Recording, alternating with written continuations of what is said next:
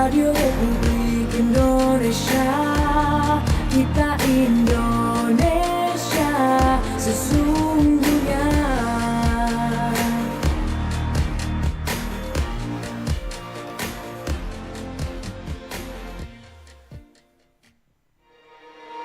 Bersatulah Indonesia, jangan pernah terpecah belah. Walau kita berbeda, walau kita tak sama, Radio Republik Indonesia, kita Indonesia sesungguhnya.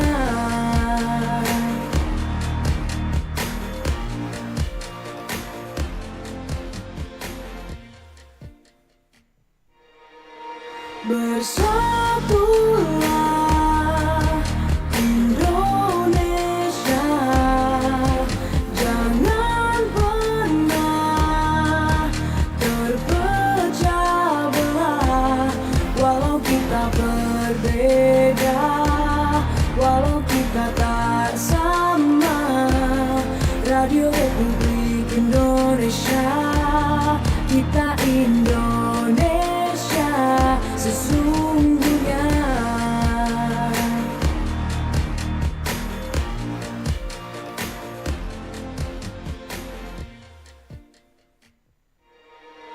Bersatulah Indonesia, jangan pernah terpecah belah. Walau kita berbeda, walau kita tak sama, Radio Republik Indonesia, kita Indonesia sesungguhnya. Lain ladang, lain belalang, lain lubuk, lain ikannya. Setiap daerah memiliki adat istiadat, kearifan lokal, dan budaya yang berbeda. Kami mengajak Anda mengenal lebih dekat budaya dari bumi baik daerah Serambi Madinah, Tanah Malahasa, dan Tanah Porodisa dalam Magota Bacirita.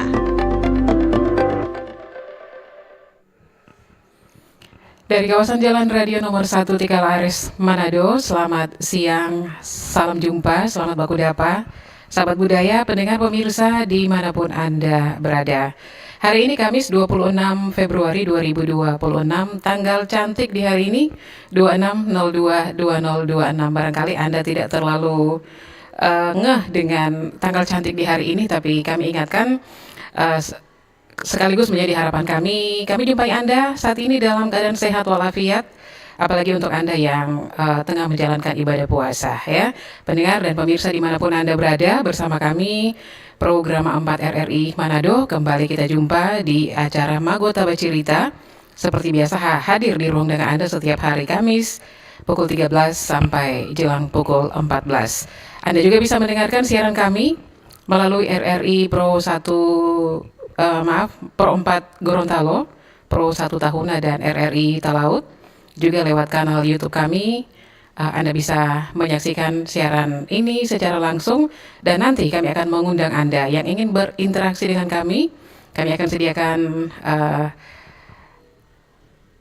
Anda bisa bergabung nanti bersama kami lewat line interaktif yang akan kami sediakan. Hari ini kita akan membahas atau banyak berbicara tentang budaya pengaruhi kemajuan wisata daerah. Saya Joyce Wantania akan memandu Magota Bacirita kali ini, tentunya bersama narasumber yang sudah siap ada di samping saya di siang hari ini. Beliau adalah akademisi, beliau juga adalah budayawan, sehari-hari beraktivitas sebagai wakil dekan 3 di Fakultas Ilmu Budaya Universitas Samratulangi Manado. Kita sapa dulu, selamat siang Dr. Ivan RB Kaunang, Magister Humaniora. Ya, selamat siang pemirsa pendengar RRI Pro 4. Saya sapa dulu, tabia semua, selamat waktu dapa. Assalamualaikum warahmatullahi wabarakatuh. Om Swastiastu, Namo Buddhaya, salam kebajikan, Shalom. Selamat Pagudapa. Ya, selamat Oke. Pagudapa. Baik, dan Pak Ivan, kita akan berbicara tentang budaya pengaruhi kemajuan wisata daerah ya. Sekali lagi, ini turut didengarkan juga atau turut disiarkan di RRI Pro 4 Gorontalo, kemudian RRI Pro 1 Tahuna, dan juga RRI Talaut, tentunya selain di Pro 4 RRI Manado. Oke, kita awali untuk bincang-bincang kali ini. Pak Ivan, ngomong-ngomong kalau kehidupan di kampus sudah seperti apa sejauh ini progresnya? Apakah sudah aktif aktif dengan kegiatan KBM atau masih dalam rangka persiapan-persiapan begitu, mungkin pembimbingan akademik? Ya, kalau Universitas Samratulangi di minggu kedua bulan Februari itu kuliah sudah berjalan. Di awal-awal Februari itu administrasi dan lain sebagainya. Oke, jadi sangat beruntung RRI Manado bisa menghadirkan Anda di tengah-tengah kesibukan ya sebagai Wakil Dekan 3 di Fakultas Ilmu Budaya. Oke, Pak Ivan, berbicara tentang budaya pengaruhi kemajuan wisata daerah. Ini apa bedanya? Budaya pengaruhi wisata sama wisata pengaruhi budaya? Ya, tergantung kata yang pertama kita. Ya, pos ini beda ya? Ya, mesti beda. Beda, oke. Kita ingin mendengarkan. Ya, kalau kita bicara pariwisata budaya, maka fokusnya adalah pariwisata, objeknya budaya. Kalau kita bicara budaya pariwisata, objeknya pariwisata. Budaya itu semacam dijual di pariwisata. Kalau pariwisata budaya itu wisatawan datang untuk melihat, untuk mengenal, untuk mempelajari budaya-budaya yang ada di daerah ini. Oke. Kalau budaya pariwisata, itu ada positif negatifnya. Positifnya, budaya itu diperkenalkan kepada wisatawan, tapi kadang-kadang hal yang sakral tidak boleh dilihat orang banyak khusus atau Tidak ritual boleh dipertontonkan, suci. Tapi kita sudah apa namanya? Mau tidak mau sudah dipertontonkan Ya, gitu. iya, itu artinya komersialisasi, komodifikasi, bisa juga turistifikasi. Oke, Ya. dan kita akan berbicara tentang budaya pengaruhi kemajuan wisata daerah. Memang sejauh mana budaya bisa mempengaruhi kemajuan wisata daerah? Oh, sangat luas kalau kita bingkai di budaya mempengaruhi pariwisata. Kan setiap daerah memiliki tradisi dan budaya sendiri. Itu khas. Setiap wisatawan yang datang itu ingin melihat sesuatu yang tidak ada di negaranya. Ya, di luar kita bicara tentang iklim, kita bicara tentang budaya. Jadi budaya kita berbeda dengan wisatawan yang datang. Artinya misalnya mulai dari seni budayanya, tari-tarian, ritual upacara, cara berpakaian, kehidupan kita sehari-hari berbeda dengan mereka, termasuk kuliner itu berbeda. Dan itu bagi wisatawan itu satu pengalaman yang indah khusus bagi mereka. Ketika mereka mau berwisata di sini, lalu kebudayaan atau kemajuan budaya kita di daerah ini meluas, bisa dinikmati oleh wisatawan. Dan itu kerja yang tidak mudah. Karena dari tahun ke tahun RRI wawancara hal yang sama dan pariwisata kita dalam tanda kutip tidak maju-maju.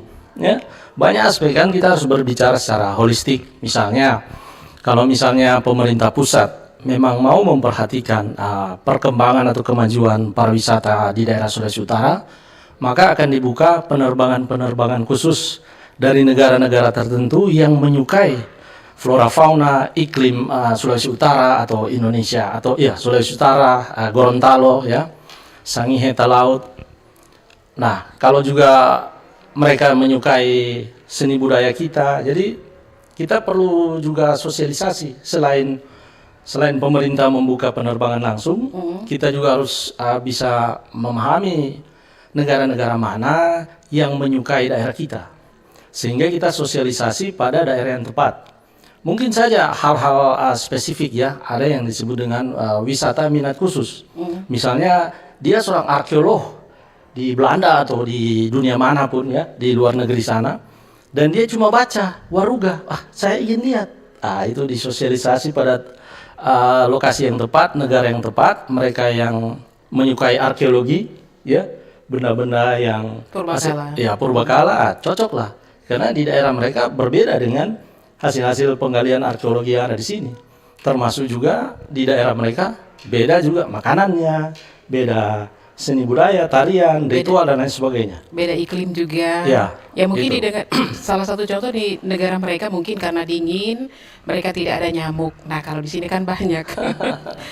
Menjadi menarik. Tadi kan Pak Ivan sempat ungkapkan RRI sudah banyak kali mengangkat hal seperti ini. Tapi pariwisatanya cuma jalan di tempat. Ini dari segi apa Pak Ivan bisa menjelaskan? Ya, tadi baru satu aspek dari misalnya pemerintah pusat ingin mengembangkan daerah ini, maka penerbangan langsung misalnya. Tapi juga kesiapan daerah kita. Pejabat kita di daerah hanya 4-5 tahun itu berganti. Ya. Kita harusnya sejak lama, dan itu selalu disampaikan di banyak diskusi seminar, kita harus punya blueprint. Misalnya 25 tahun bagaimana mengembangkan pariwisata di daerah. Supaya continue begitu ya. Continue supaya jangan berganti pimpinan, berganti juga arahnya. Iya, jadi misalnya kalau di Belanda ada festival tong-tong. Ya, itu kebudayaan Asia ada juga ditampilkan di sana. Jadi wisatawan sudah menunggu pada bulan apa ada festival tong-tong. Atau di negara-negara tertentu ada festival tomat. Mereka sudah tunggu. Kita mau ke sana lihat ya. Nah, kita di daerah kita sini belum ada yang sudah ada di Tomohon itu TIF, Tomohon Indonesia Flower Festival. Nah, itu kan tiap tahun ada. Wisatawan sudah menunggu. Nah, kalau kita ya masih secara sporadis. Dan kalau ke dalam itu juga ada hubungan dengan penentu kebijakan. Misalnya penempatan kepala dinas atau kepala-kepala atau penentu kebijakan di bidang pariwisata. Di sini kan ada Dinas Pariwisata dan Kebudayaan, ada Dinas Pendidikan dan Kebudayaan, ada juga apa lagi? Ada Dinas Kebudayaan ya, yang kantornya di museum ya. Nah, kita harus siap. Nanti kalau wisatawan datang, ternyata cuma seperti ini, ya kan? Jadi harus kita persiapkan. Misalnya persiapan banyak hal itu, ya banyak hal yang museum kita siapkan. Kalau kita lihat secara umumnya, kebersihan, keamanan itu penting. Semua juga suka itu, ya, kebersihan dan keamanan. Dan keamanan ini kalau bicara pariwisata itu sangat luas, berkaitan dengan mentalitas masyarakat ketika menerima wisatawan yang berbeda warna kulit, yang berbeda bahasa dan berbeda perilaku. Nah, itu harus punya berbeda kultur. Ya. Mentalitas juga masyarakat sini bagaimana menerima ya. Sebab mereka akan merasa terganggu ketika misalnya mohon maaf menggunakan bikini lalu banyak sekali orang iko-iko. Ya kan? Atau misalnya ada artis Hollywood yang datang sini, dia ingin menyendiri supaya tenang. Orang iko-iko, bawa foto, selfie dan lain sebagainya. Nah, ini dia merasa tidak aman. Ya kan? Jadi mentalitas masyarakat juga harus di ini. Kemudian sosialisasi. Kita memang pemerintah selalu berusaha supaya ada desa wisata. Tapi kan sampai sekarang dalam tanda kutip bukan tidak jadi ya. Ada tapi bagaimana kan? Iya toh? Perlu ada desa wisata. Ya, supaya misalnya kalau wisatawan mengunjungi satu tempat, ya kalau di Bunaken, Siladen, Manado Tua, Mantehage, kalau wisatawan tinggal beberapa hari di sana, rumah-rumah penduduk menjadi tempat tinggal. Itu juga ada unsur ekonomi, dampak homestay dan lain sebagainya. Tapi kita perlu juga memperbanyak desa wisata. Selain ya banyaklah kalau kita bicara pariwisata, karena kita lihat daur hidup wisatawan itu. Kalau dia datang turun di bandara, yang perlu kita siapkan apa? Transportasi yang baik. Dan bukan hanya transportasi, mobil dan sebagainya. Ini sopir. Ya, drivernya harus mantap. Kalau ditanya, apa ini? Aduh, saya nggak tahu Pak, ya kan? Soalnya kalau saya tidak tahu, tapi bahasanya itu apakah connect Ya. atau tidak? Ya itu juga, nah itu perlu juga dipersiapkan kan, perlu juga dipersiapkan. Jadi itu baru satu aspek. Ya. Tiba di hotel yang bagaimana, nah, baru pemerintah juga harus bisa mengemas trip pariwisata dalam satu hari apa saja. Oh, Dan yang itinerary begitu. iya, satu hari kalau di Bali pengalaman saya satu hari itu 4 destinasi. Ya, ya, ya. Sebenarnya cuma 3, yang terakhir kan shopping, sama semua, mungkin pergi di mall di Manado sini itu Megamas atau apa, ya. Apakah ini menggambarkan bahwa pariwisata di Sulawesi Utara itu masih yang penting turis datang, kemudian mereka mau kemana terserah, atau memang sudah ada semacam paket-paket begitu? 4 hari di Manado itu seperti apa, mau kemana? Ya, sejak bukan baru ini 15-20 tahun selalu disampaikan bahwa stakeholder yang bekerja di bidang pariwisata memang mereka boleh duduk bersama. Tapi ketika bekerja, menurut saya mereka bekerja sendiri-sendiri karena anggarannya kan sendiri-sendiri.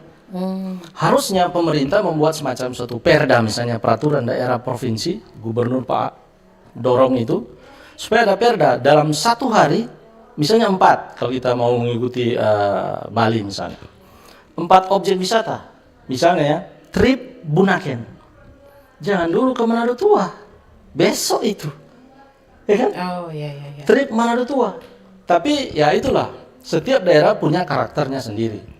Orang Minasa, orang Manado, orang Sangir, orang Talaut, Gorontalo, ya. Orang ini, orang-orang timur ini welcome sekali terhadap tamu. Jadi kalau ada tamu datang, semua orang kasih. Ya tak? Nah, kalau dia tamu bilang, bagaimana kalau orang pi Bunaken? Oh, bukan cuma Bunaken, Pak. Orang boleh bawa lagi di Manado Tua, di Siladen, Mantehage, lain bahkan di Pasir Putih, Pak. Kalau masih ada waktu, orang mau bawa di mana, masih boleh, Pak. Nah, ini kan lama tinggal wisatawan, ya cuma 1 hari, besok dia pulang. Ya kan? Rasa Dolar penasaran sudah tidak ada iya, lagi. dolar enggak beredar di sini. Nah, toh, Oh, iya, ya. belum lagi destinasi wisata yang dikunjungi. Di sana bagaimana keamanannya? Ya, souvenir yang dijual, UMKM yang berkembang di sana bagaimana? Hiburan-hiburan yang ada di sana kan, kalau dia nginap 1-2 malam dia bilang apa di sini? Cuma lihat-lihat angin, ya kan? Jadi kita berusaha menyiapkan segala sesuatu yang menjadi kebutuhan. Dan setiap turis itu karakternya berbeda-beda. Misalnya turis Australia, Amerika, atau Kanada, apa yang dia butuhkan beda-beda. Dan itu harus sudah kita pelajari. Itu yang disebutnya psikologi pariwisata. Supaya kita bisa menyiapkan. Jangan kalau kita membangun pariwisata, jangan kita lihat dari sudut pandang kita. Kita harus lihat wisatawan, bukan dari sudut pandang Iya, kita. apa yang mereka butuhkan. Iya. Sebab kalau kita sudah biasa, tapi bagi mereka itu unik, khas, dan luar biasa. Misalnya contoh.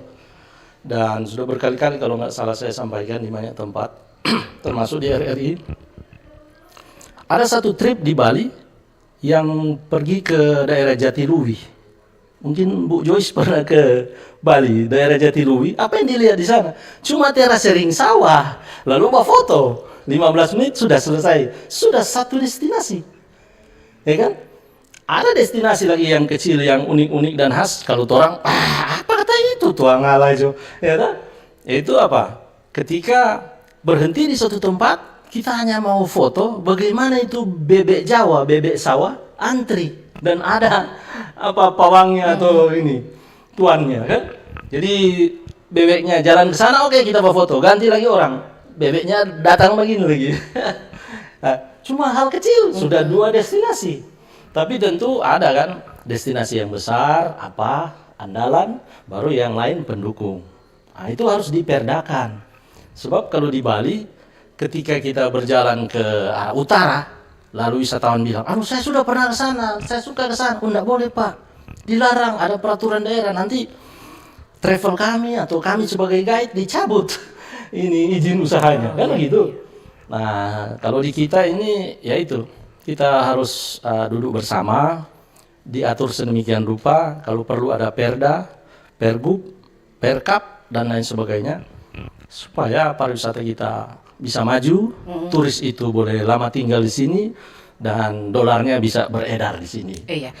Jadi sekarang kalau misalkan ini secara jujur ya, Pak Ivan, kita minta melihat secara kacamata akademisi.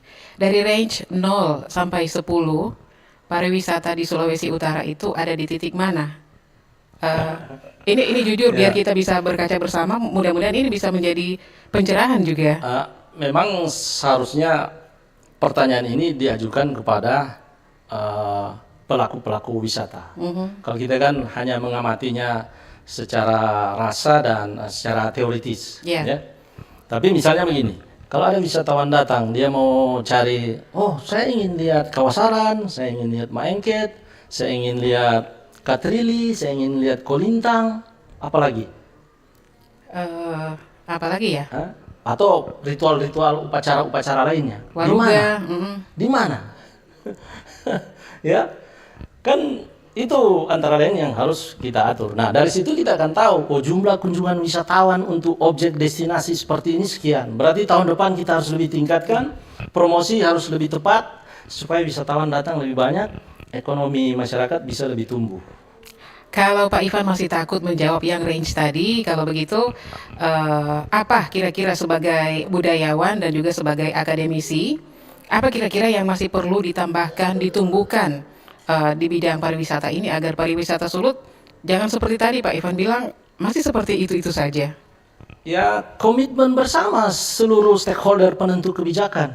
Jadi tidak hanya pemerintah, tokoh-tokoh agama, gereja, ustadz, dan lain sebagainya, itu harus dapat menyampaikan.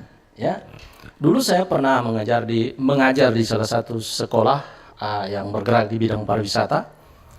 Ada 2 desa yang kemudian waktu kuliah kerja nyata, saya suruh survei, ya, survei desa itu, lalu kita taruh tugu, selamat datang, Anda memasuki desa wisata, titik-titik, ya. Karena apa? Setelah kita telusuri, ternyata dia punya benda-benda purbakala, dia punya air terjun, dia punya pantai. Nah, tinggal saya sampaikan kepada hukum tua, lurah, tolong lengkapi dengan seni-seni tradisi. Sebab kalau ada wisatawan datang, dia perlu lihat Maengket, tuh, bayar berapa? Itu juga harus ditetapkan ya. Sebab memang sulit juga kita di sini karena pada umumnya seni kita kolosal, ya. Atau ada destinasi wisata yang tahunan seperti Manee, ya kan, sama dengan TIF. Itu juga bagus toh, itu juga sakral tapi kemudian menjadi objek wisata, bisa dijual untuk wisatawan. Ya, oke. Baik, sekarang kita kembali ke konteks kita. Sambil kita menyapa dulu untuk teman-teman yang ada di Gorontalo, Tahuna dan Talaut ya. Siapa sajakah yang sudah bergabung dengan kita di siang hari ini? Dari Gorontalo, kami menyapa juga yang ada di Tahuna dan yang ada di Talaut. Apakah sudah bergabung dengan kita saat ini?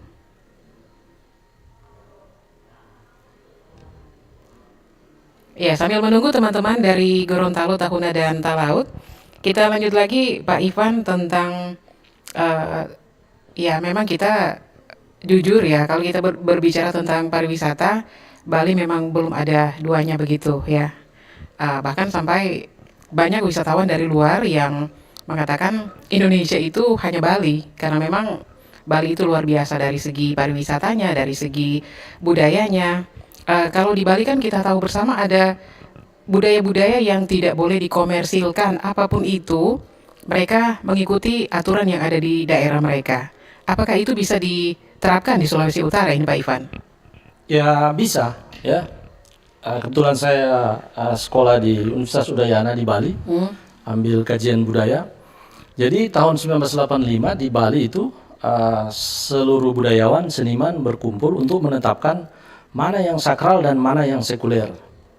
Mana yang untuk penelitian suci, sakral, tidak boleh diganggu-ganggu, dan mana yang untuk wisatawan. Seperti misalnya tari kecak, itu kan sakral juga. Tapi kita bisa dapat di Uluwatu dengan membayar 50.000 15 menit misalnya. Dan orang sudah tunggu itu, berpuluh-puluh orang duduk di tepi pantai itu, di daerah yang curam itu. Nah, kita di sini semua, kita memang di sini bukan tidak ada sekolah seni, ada. Tapi kita belum ada sebuah dewan, katakanlah ini dewan kebudayaan. Memang sudah ada tapi belum dilantik.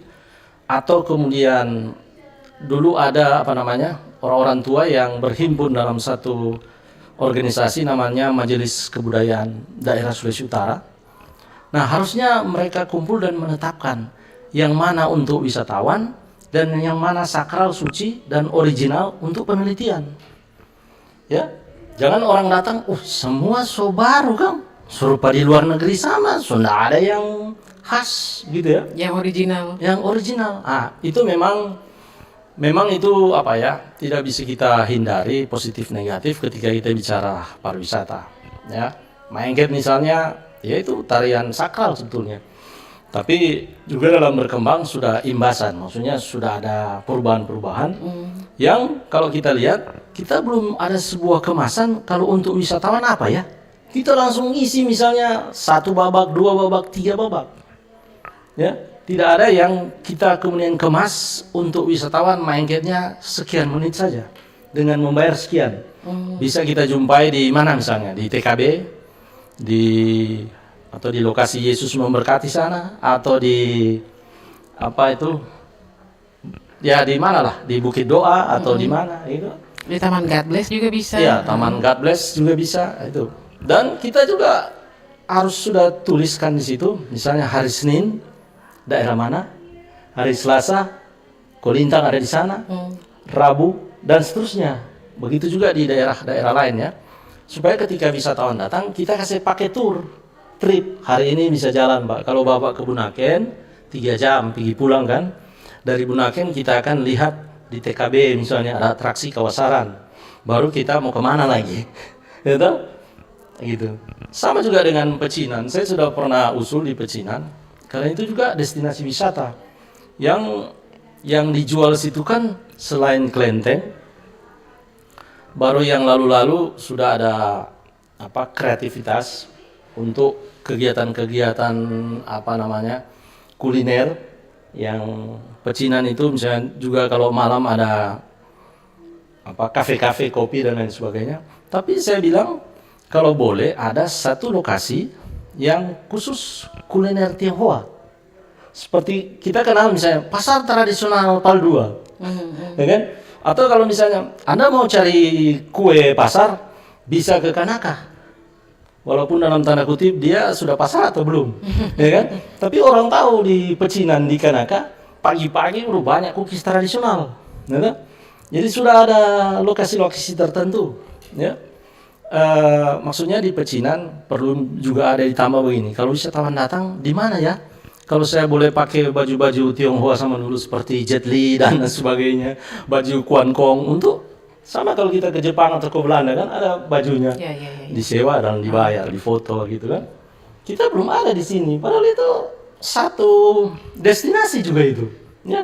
Walaupun kecil tapi satu destinasi. Ke situ kalau banyak orang satu bus lama di situ tunggu kan. Setelah itu tinggal shopping. Nah, shopping ya sudah terserah, ada yang penting jam sekian sudah ada di mobil semua.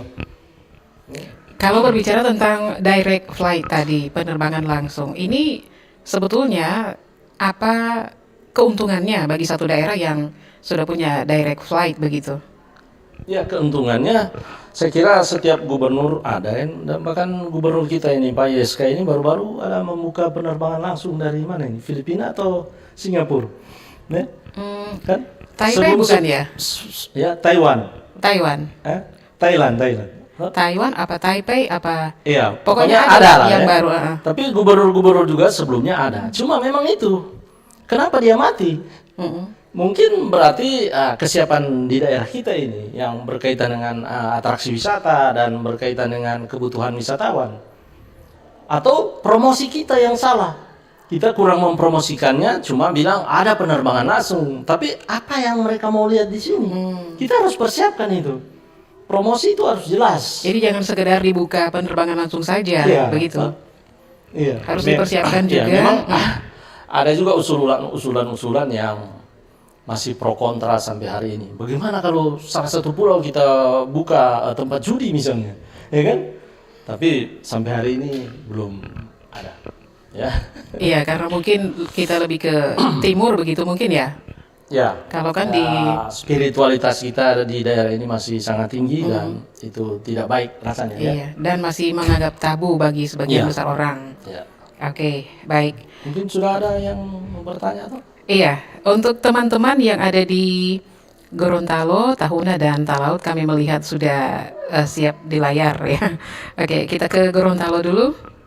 Perempat Gorontalo. Ya, selamat siang. Selamat siang. Assalamualaikum. Waalaikumsalam warahmatullahi wabarakatuh. Semangat siang. Semangat sekali kita di sini. Iya, apalagi saya dengar Pak Dr. Ivan ya, itu tadi bicara soal pariwisata, bagaimana kita memperkenalkan, bahkan tadi di Bali ya Pak ya, di Bali cuma cekrek udah jadi salah satu yang bisa kita promosikan. Ini ada pertanyaan nih Pak Dokter. Ya, Tadi sedikit geli juga suka tanya, cuman belum tabu kayaknya. Iya, mungkin Jadi sambil menunggu. bisa kenalan dulu dengan Pak Ivan. Oh ya, Pak Ivan Iya. ini Fani Mohi dari Gorontalo, Fani. penyiar perempat. Yang penting ada V-nya atau Iya. F. Ya. Ivan saya. Tinggal balik ya Pak ya. Iya. Iya, Pak Ivan, pertanyaan ini Pak Ivan, kalau kita bicara soal konten kreator ya, apakah semua bentuk promosi budaya di media digital itu dapat dikategorikan sebagai pelestarian? Terus pertanyaan kedua, bagaimana kolaborasi ideal antara akademisi dan konten kreator itu dalam mendokumentasikan budaya? Ini 2 pertanyaan aja Pak Dokter. Silakan. Baik, terima kasih.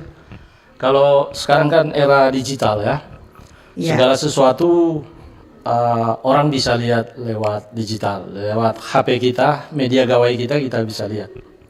Nah, berkaitan dengan hal-hal yang disampaikan berbentuk budaya di media digital, itu juga bagian dari pelestarian, Bu. Ya, sebab apalagi daerah kita ini, daerah Sulawesi Utara, lebih khusus kita di Minahasa. Kalau di Gorontalo ada tulisan ya Bu, pasti ada karena ada kerajaan-kerajaan, ada juru-juru tulis, ya. Nah di Minahasa tidak ada tulisan dalam tanda kutip, cuma ada simbol-simbol. Jadi mengeksplor daerah ini masih kurang ya. Walaupun kalau kita membuka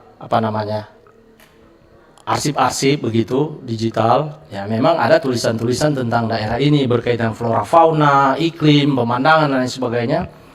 Tapi itu masih kurang jika dibanding dengan daerah lain yang punya tulisan dan selalu dieksplor. Kalau kita di sini kan politik sebagai panglima. Kalau di daerah tertentu budaya itu sebagai panglima, sehingga kebudayaan itu yang dikembang-kembangkan.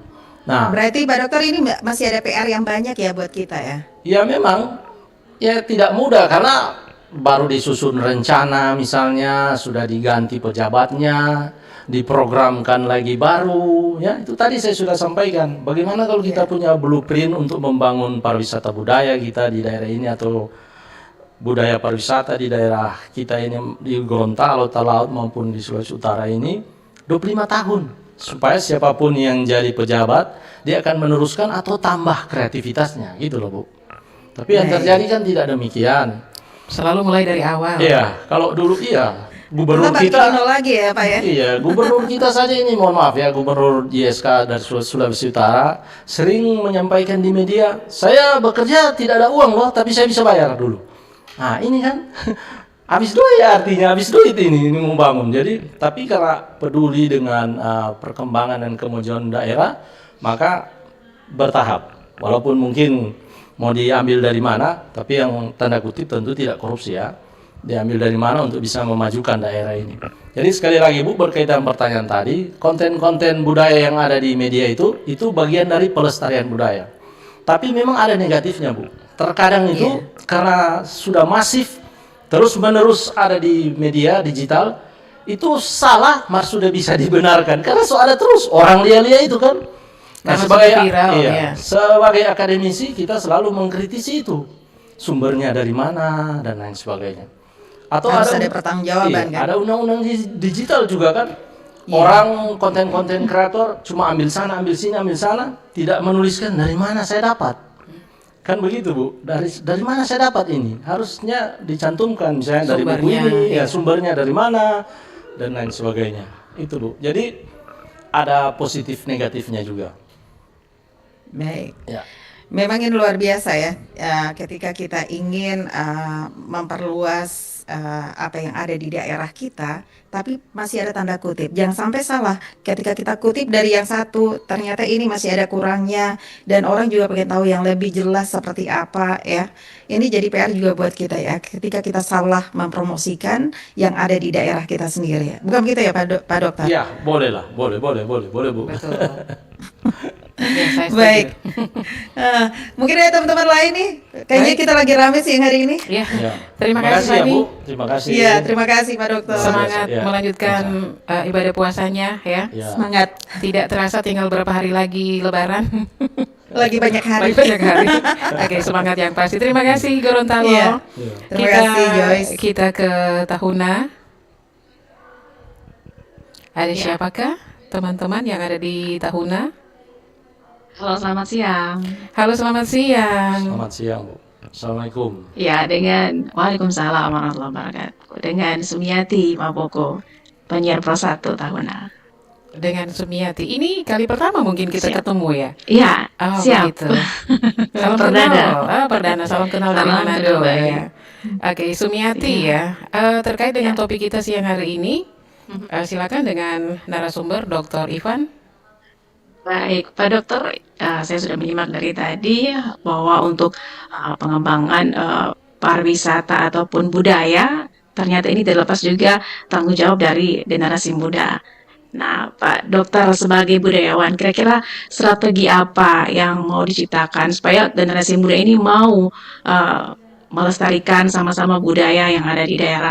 Karena biasanya untuk generasi muda, dalam tanda kutip, kalau bicara budaya itu kesannya jadul. Nah, ini Enggan bagaimana mereka strategi ya siap untuk mau terlibat dalam pengembangan budaya di daerah masing-masing. Kemudian pertanyaan kedua saya Pak Dokter, ini saya tertarik dikatakan bahwa tadi budaya yang ada di khususnya di Sulawesi Utara di Manado jalan di tempat. Nah, kira-kira ini Pak Dokter, apakah kebijakan dari pemerintah daerah ini benar-benar berpihak pada pengembangan budaya ataukah hanya memang untuk sebatas agenda tahunan? Ya, baik.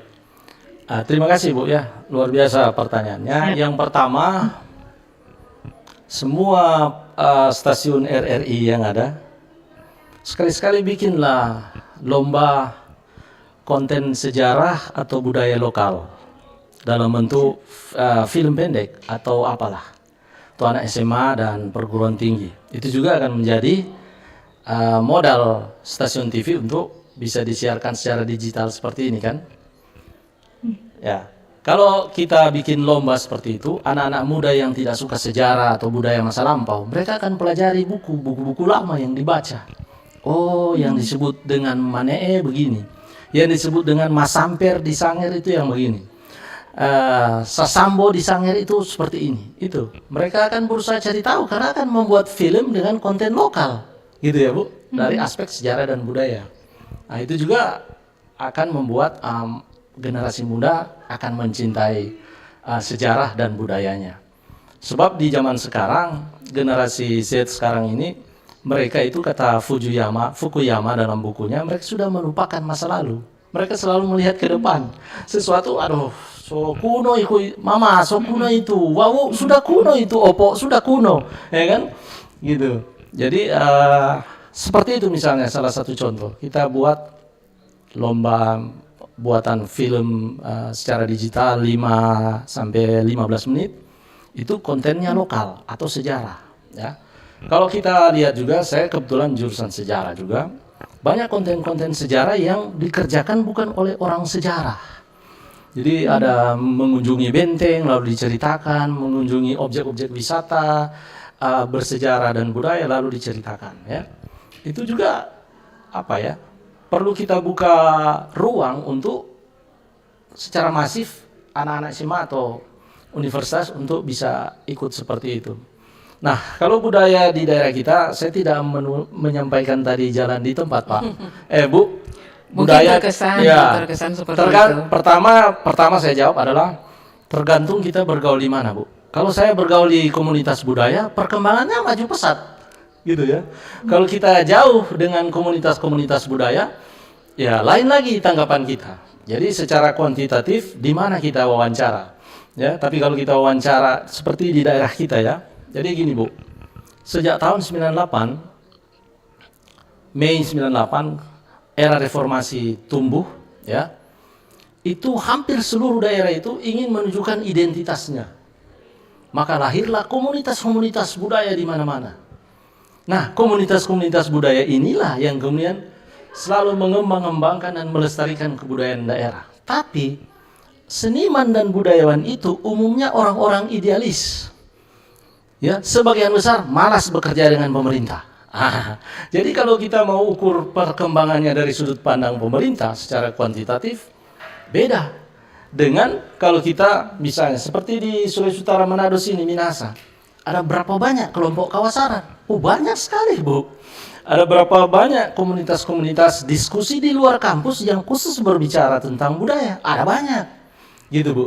Dan ada berapa banyak buku yang mereka tulis, tapi tidak menggunakan ISBN dan penyebarannya terbatas pada komunitas mereka. Jadi kalau mau diukur secara kuantitatif, sulit. Tapi perkembangan kebudayaan kita ada. Saya juga mengikuti kelompok-kelompok diskusi di luar kampus, komunitas-komunitas budaya, yang sering juga mereka mengadakan ziarah kultural namanya. Mengunjungi tempat-tempat dalam tanda kutip dianggap sakti, atau orang-orang tua dulu bilang, jangan pergi situ nanti mau dapat sakit. Itu. Ke situ cari data, wawancara orang-orang tua, cari tahu sejarahnya, baru mereka tulis. Mungkin ya, walaupun bukan punya saya koran itu, tapi tidak sedang publikasi ini, ya, bisa kita lihat di historica.co.id, ya. Itu majalah sejarah dan budaya secara online. Dulu gampang sekali boleh buka, sekarang kalau buka mesti bayar, prabayar itu. Jadi itu repotnya ya. Iya. Nah, karena saya juga sering diwawancarai di situ. Baru-baru saya diwawancara tentang sebuah tambur tua. Saya disebut tua, tingginya kira-kira sepinggang saya. Dan itu tambur itu ada hubungan dengan salah satu desa di dekat Tomohon. Sebelum Tomohon apa? Kakaskasen. Sebelum Kakaskasen Pineleng. Ke atas lagi. Itu ada hubungan dengan salah satu desa di sana, bahwa dulu tambur itu dipergunakan di desa untuk berbagai komunikasi.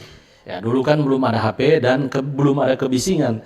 Jadi kalau sekali toki di itu bunyinya bisa menggema sampai di kebong-kebong ya dan lain sebagainya. Jadi lalu ditanya, ini wartawan tanya ini yang majalah budaya ini, sejarah.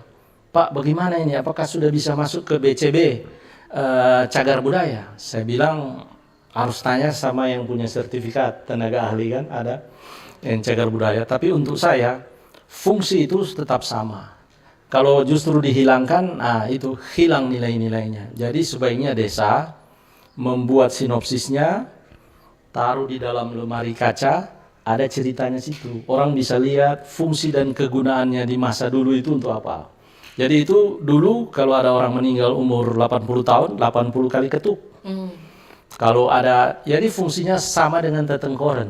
Jadi sekali dia berbunyi, pasti semua... ada informasi penting kalau sekali dia berbunyi. Cuma karena dibuat dari kayu, sudah mulai keadaan rusak toh. Jadi harus dilestarikan, saya bilang. Gitu, Bu ya. Jadi pertanyaan? Kira-kira Sumiati sendiri menangkap pariwisata itu jalan di tempat itu dari sisi mana? Coba biar mungkin bisa dijelaskan lagi oleh Pak Ivan. Ya, mungkin Ya, itu tadi Bu. dikatakan karena ya Turun mungkin.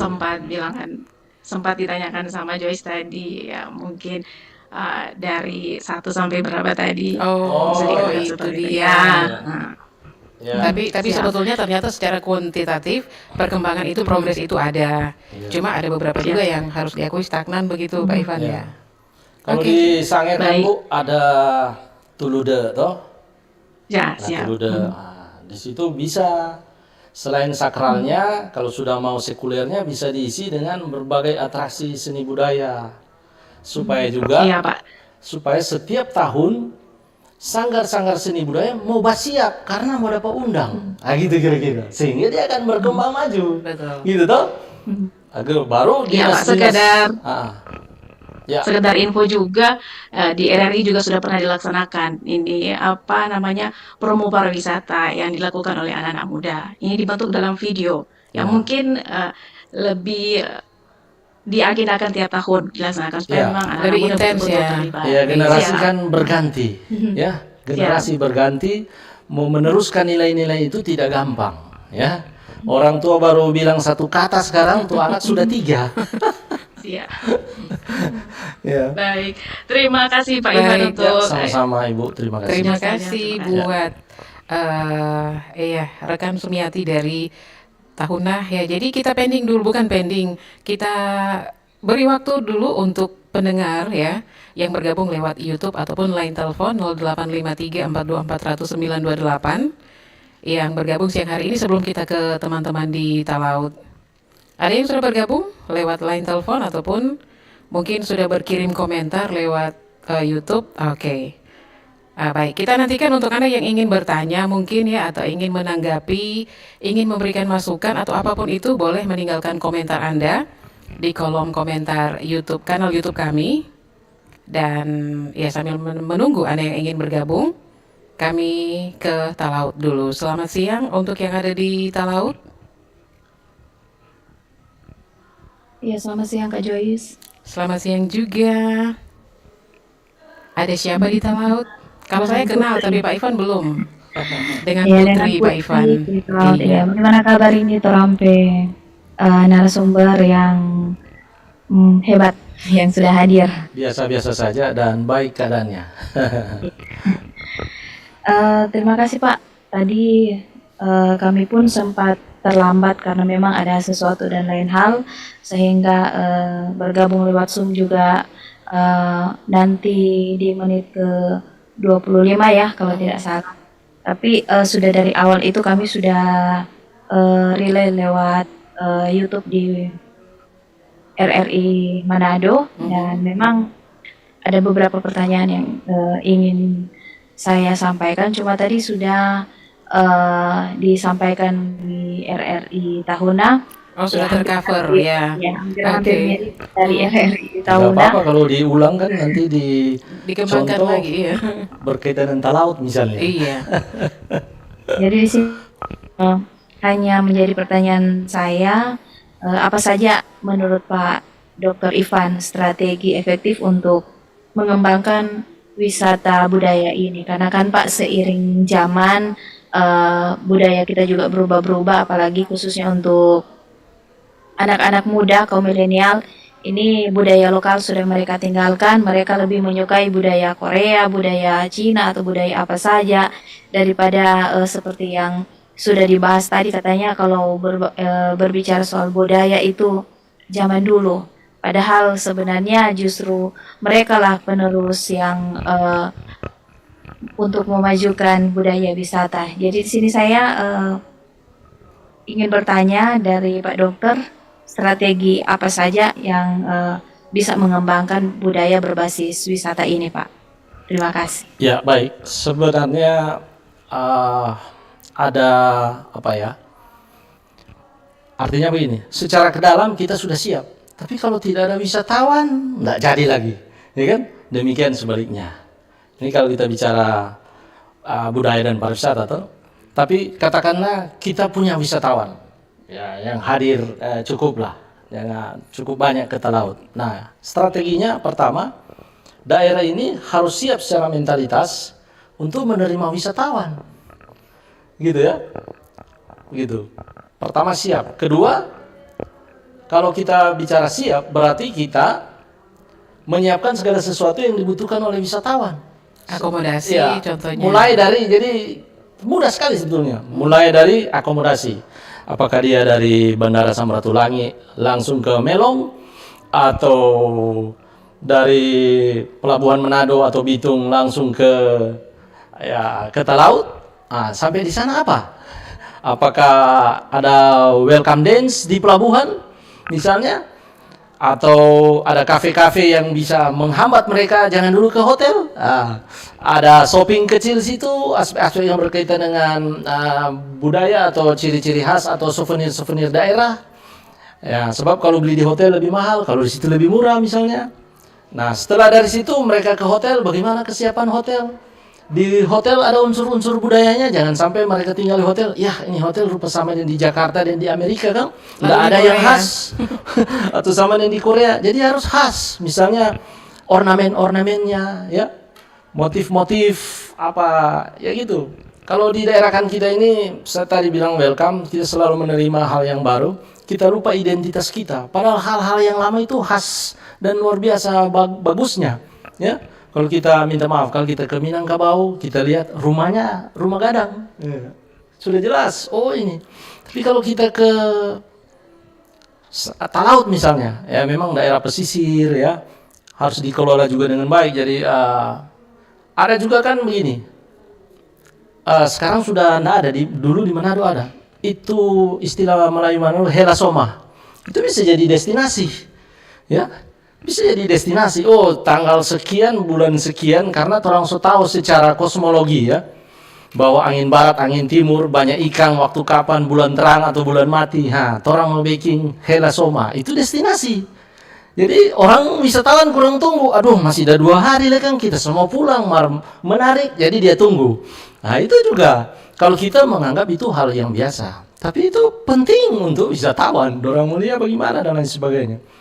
Baru pemerintah juga punya komitmen untuk bisa duduk bersama stakeholder yang mau mengembangkan, yang bersama-sama mengembangkan pariwisata itu, ya. Kebutuhan wisatawan, UMKM-nya atau desa wisata, penginapan, apalagi. Ya semua segala sesuatu yang berkaitan dengan wisatawan. Baru kita juga harus tahu karakter wisatawan. Wisatawan dari negara ini dia suka apa dan lain sebagainya. Sehingga daerah kita itu bisa maju. Berkaitan dengan anak-anak itu, sosialisasi yang terus-menerus, tidak berhenti, maka mereka akan mencintai budaya. Kalau misalnya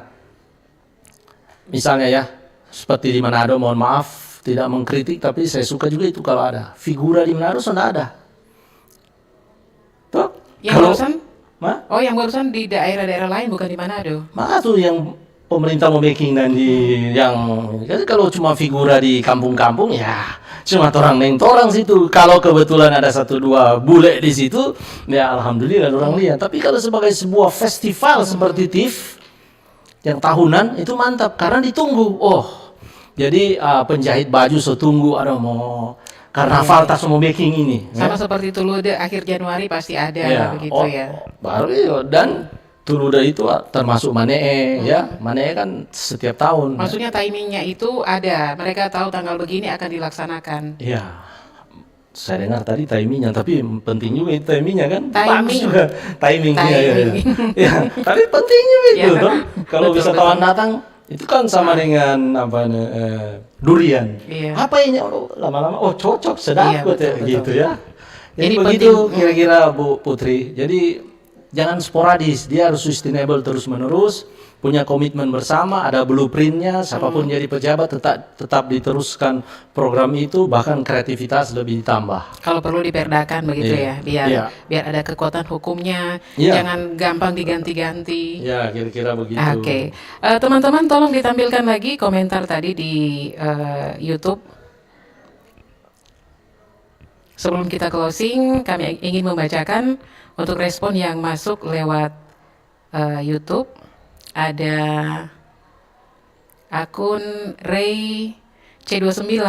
Salut buat Sulawesi Utara karena beragam budaya bercampur dengan lestari.